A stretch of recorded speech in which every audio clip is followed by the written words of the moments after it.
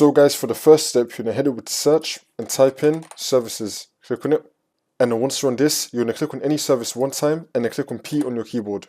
Now you're going to find print spooler. Double click on it. And then once you're on this, make sure that you have the startup type on automatic and then click on start, which will then make the service status running. And then click on OK. And then once you've done that, you now want to right click on print spooler and then click on restart. You now want to restart this service. And now for the next step, you're going to head over to search and type in troubleshoot settings. Click on it. And then once you're on this, you're going to click on other troubleshooters. And now you're going to find printer. Click on run. And then once this comes up, you're going to scroll down. And then click on yes. Wait for this to load.